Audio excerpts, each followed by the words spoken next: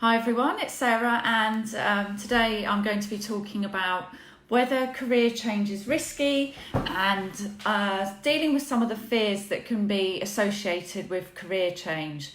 So this video is going to be available afterwards, so I'll post it onto my page and my personal profile. So if you want to have a look at it afterwards and re-familiarise yourself with some of the tips, then feel free to do so. But today, on this lovely Sunday evening, I'm going to be talking about, as I say, some of the fears around career change. And the key points that I'm going to cover is about what fear is and where it comes from. What are the kinds of fears that my coaching clients share with me when they're talking about career change specifically? And then what we can do about those fears. So that's about 4 different areas I'm going to cover this evening. What fear is, where it comes from, the kind of fears that people have around changing their career, even changing their job, and what you can do about them.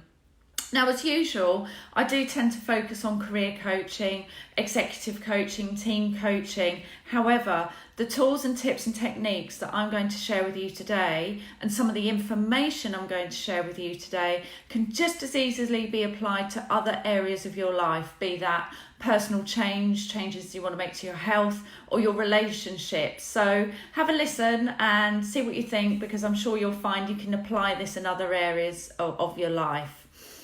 Now, is career change risky? Well, I guess that depends on how you go about it. Sometimes in the experience I've had coaching people, when people are when my clients or even myself in my own career, when I feel like I've been reacting to something and I'm not really thinking things through, perhaps I'm being a bit impulsive, perhaps somebody has said something and it's triggered me, or I don't know, I'm just reacting, I'm sort of going from one thing to another, things seem to be spiralling. That to me is where some risk can come in, because the risk is that we're just reacting to other people rather than consciously thinking and really thinking what it is that we want. I'm just going to say hello to some of the people that have joined. So yeah, anyway, so hello for those that you're on the live tonight. Anyway, so it can feel risky if we're just jumping and leaping and jumping without putting much thought behind it. Now, there is an argument for just making a decision and getting on with it. And for some people, that works really, really well.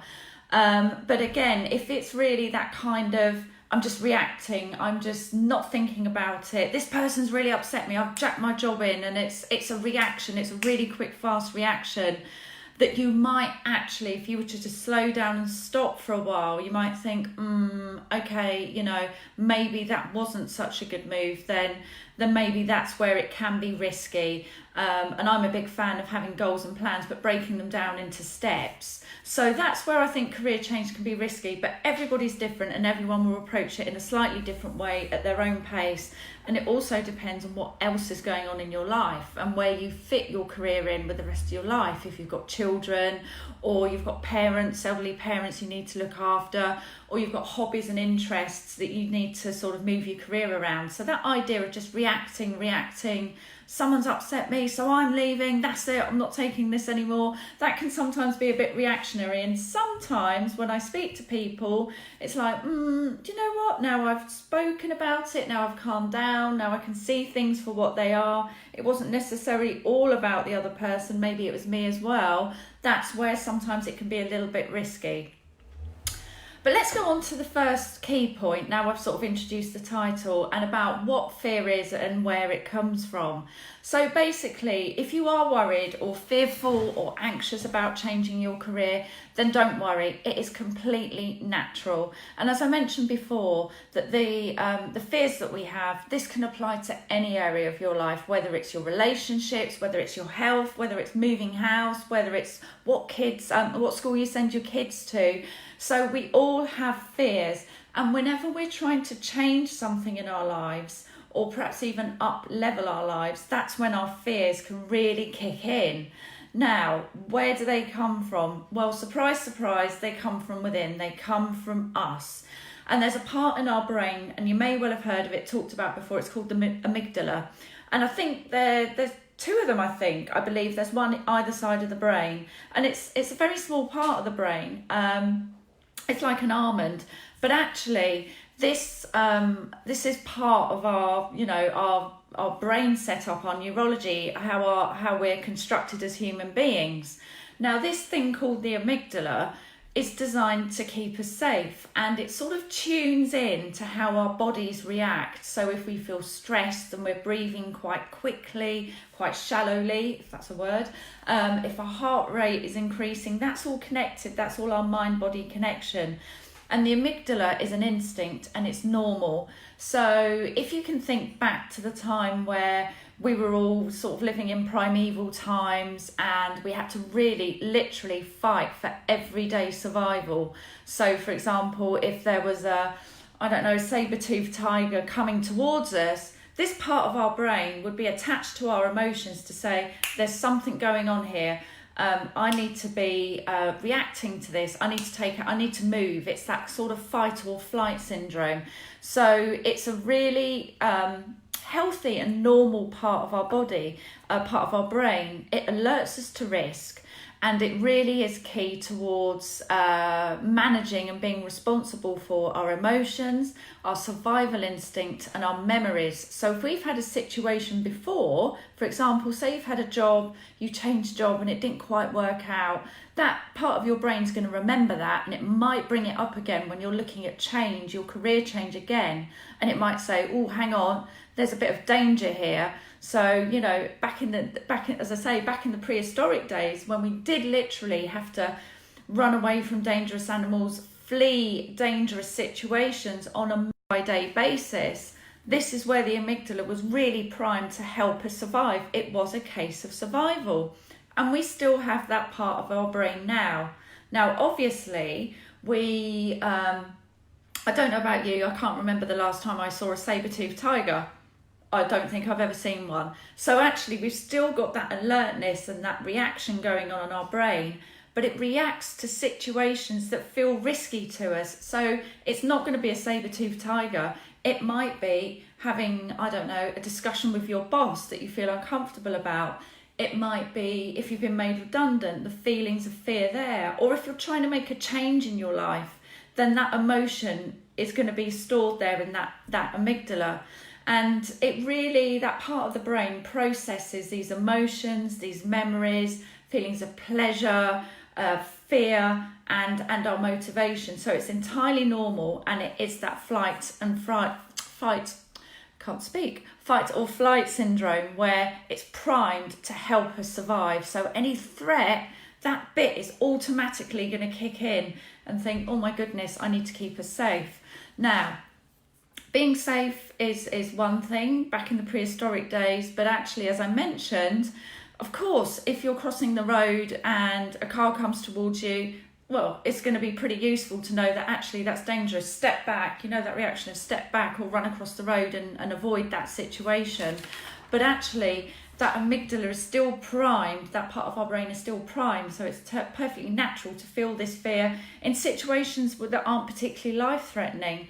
So that's where this comes from. So I wanted to reassure you that that fear or that freezing or that flight of like running away, I don't want to face this, I'm just going to carry on doing what I'm doing, is natural. It's part of our setup as human beings, okay? So it's really normal, and you'll find that in any situation. As I say, it could be a conversation with your partner, your boss, anything like that.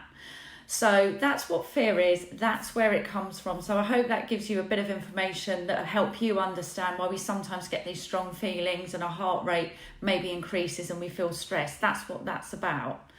Now, in terms of what the fears are with career change, well, I mean, I could go on forever about this.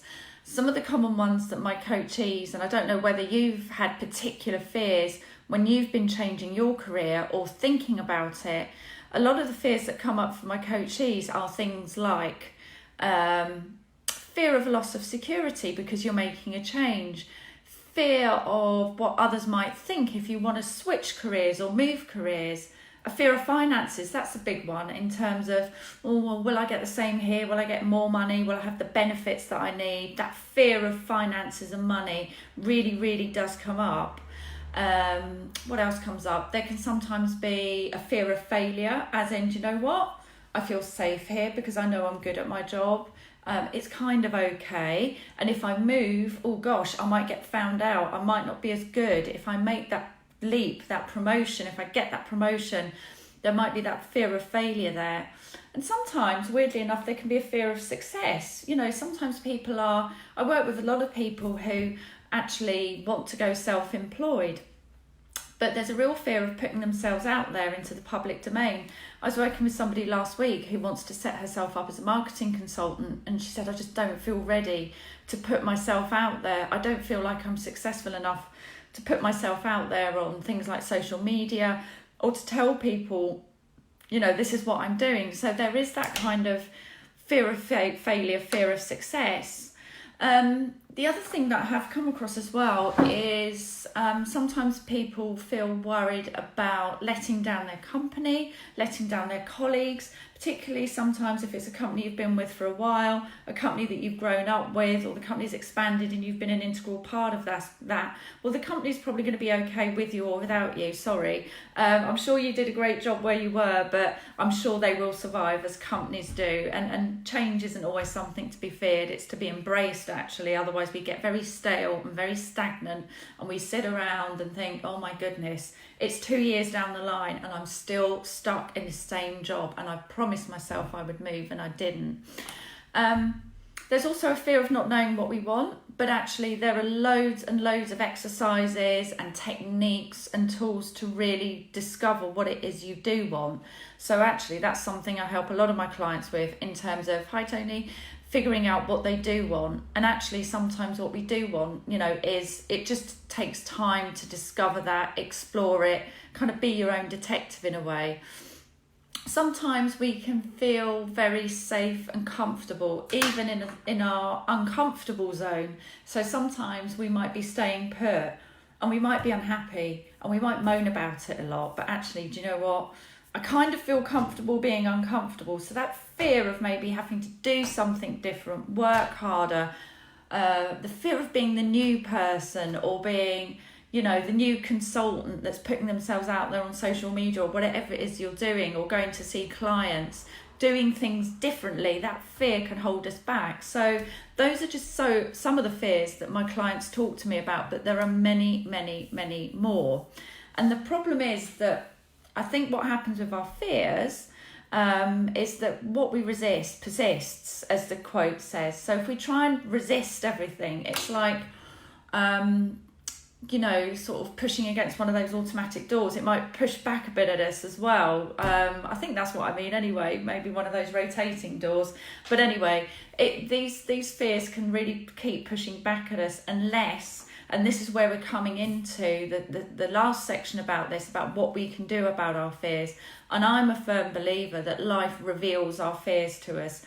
Unless you're somebody that's really happy to stay where you are, stay in the same job, and there's nothing wrong with that. If you're happy, that's fine. But if you're looking to make changes, fears are going to pop up. And to me, it's a bit like, and I quite often say this to my clients, it's like playing whack-a-mole. You get rid of one fear and then maybe another one pops up. And we all have them. It's all perfectly natural when we're going through change.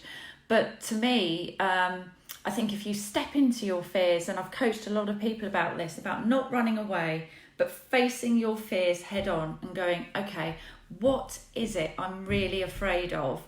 Because sometimes when we run away from our fears, they just keep coming up, nagging at us. They don't actually ever go away.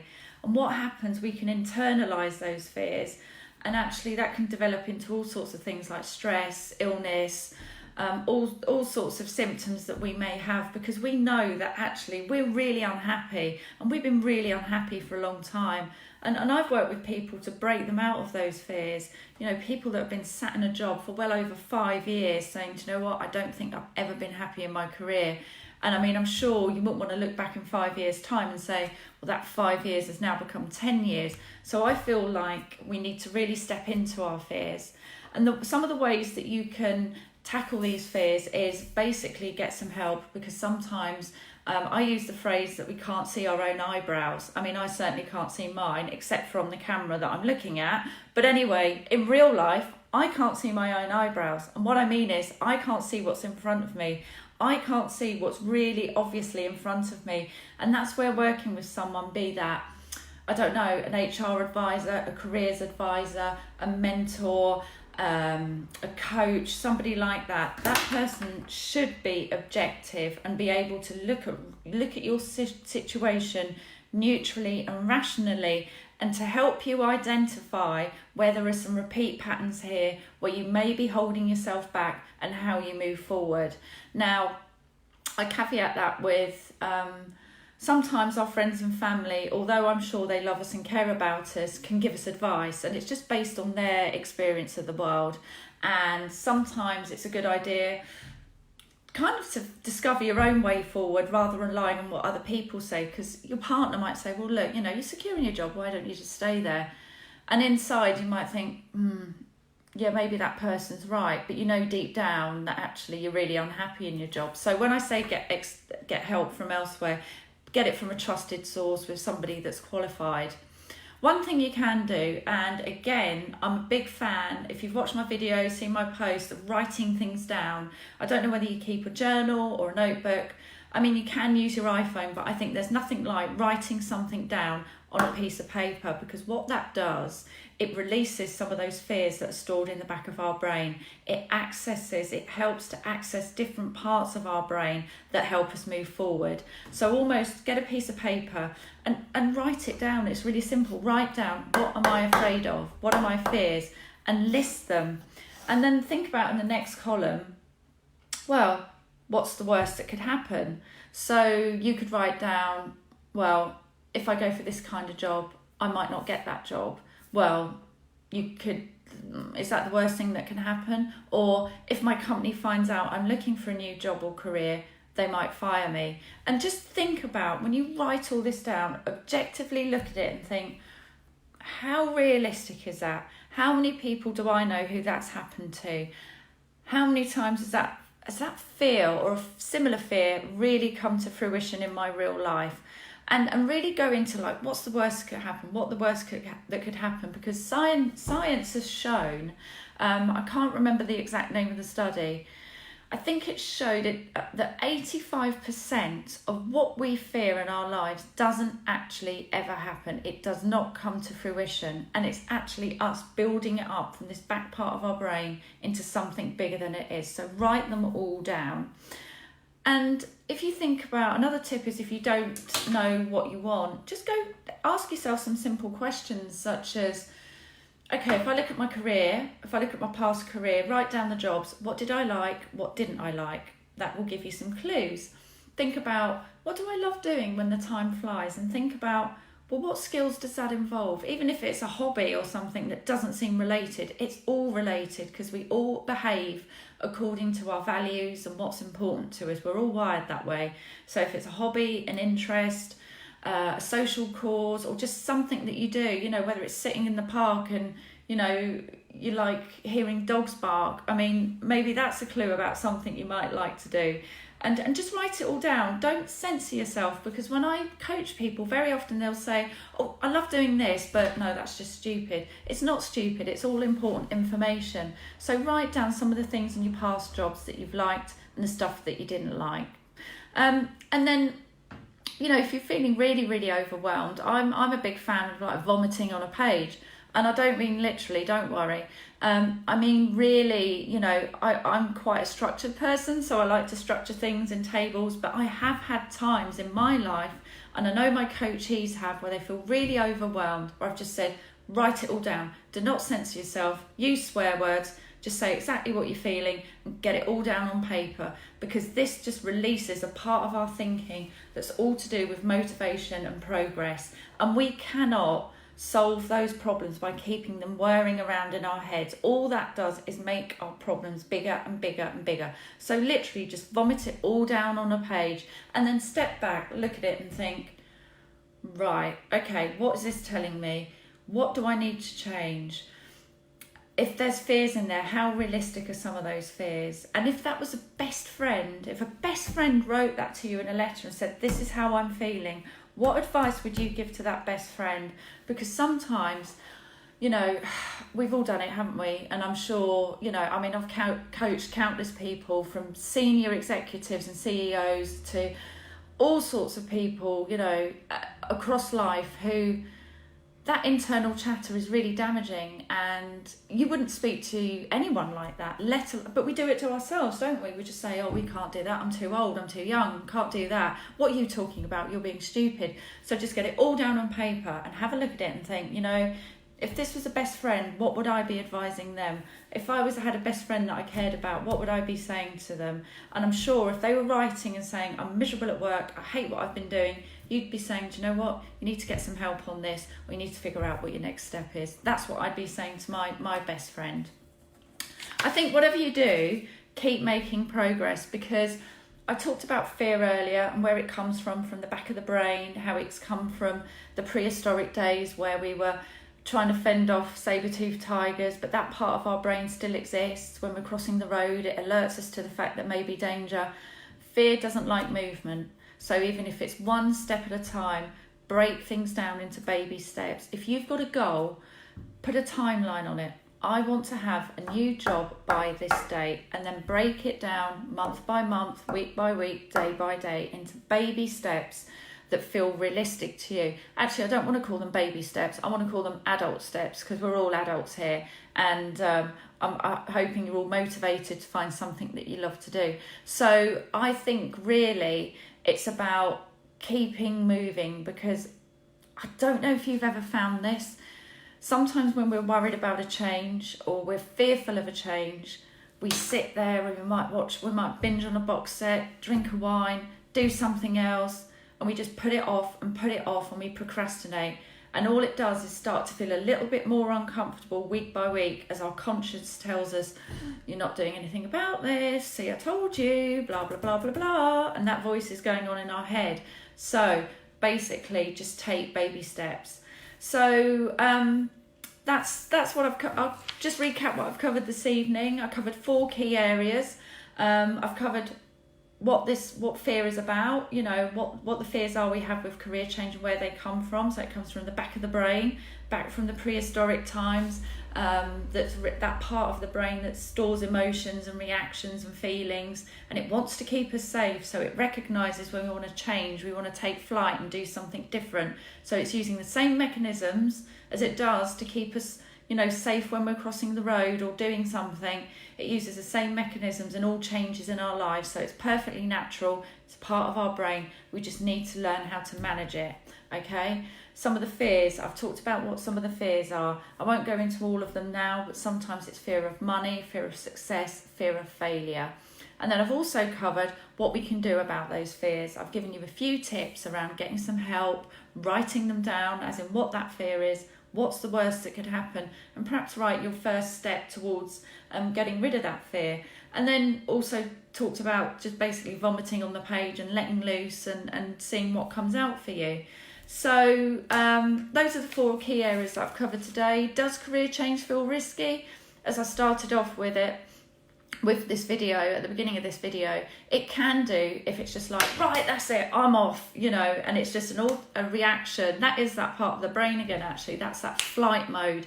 And sometimes it's worth just taking a deep breath and thinking, am I running away or am I stepping into something? And I think for me, everybody works at a different pace, and you may well have had enough, but just walking out of your job probably isn't the best option for finding something that you love to do and reinventing your career. But by all means, if that works for you, go for it. But that can be a risky scenario. So this is about, really understanding where that fear comes from. I've talked about what can trigger us. So that sort of covers it for this evening.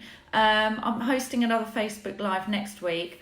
The subject for next week is all about how to get promoted and how to increase your chances of promotion at work.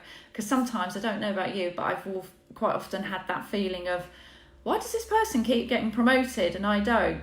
And I've had coaching clients that have had the same, and very often that can be about our own personal impact and other things. So I'm going to be talking about some practical things and some things that you can do for yourself to increase your chances of promotion.